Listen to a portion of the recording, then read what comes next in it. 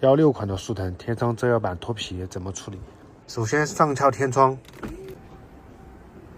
防护要做好，上面要吊胶下来。接着把这个天窗遮阳板往后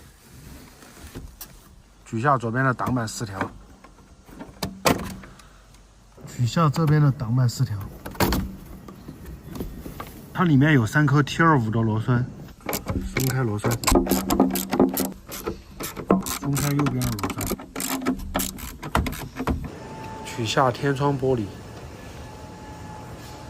拆下来以后不要动，直接把这个天窗遮阳板拉出来就行了。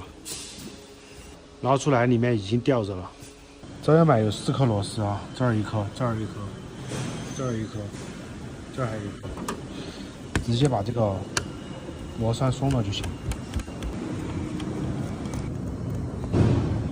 右边同样松开天窗遮阳板的螺栓。取下遮阳板的螺栓，什么都不用管，直接拉天窗遮阳板就行了，可以直接拉出来。拉出来以后，可以看到这个遮阳板已经脱了。这就是为什么要铺垫子的原因啊！全部上面的那种胶要掉下来很多，不然的话座椅会被污染。这里面要全部给它清理干净，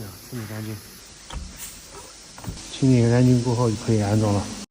安装的时候直接把遮阳板往后推就行了，调整好遮阳板卡扣的固定位置，安装螺栓。装完螺栓后，把天窗玻璃安装好，把这个天窗卡在东西里面。接着把所有的螺栓全部预紧，不要吹紧，预紧就行。左右都一样啊。然后把天窗关下来。关下来后，发现这个天窗下线不平，就需要调整。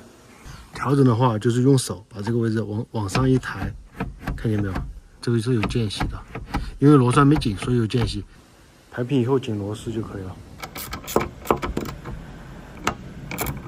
再次把天窗玻璃上翘，接着把左边的4板对准那个安装孔，安装到位就行。然后把这儿有一个这个小的卡子插在这个横条里面。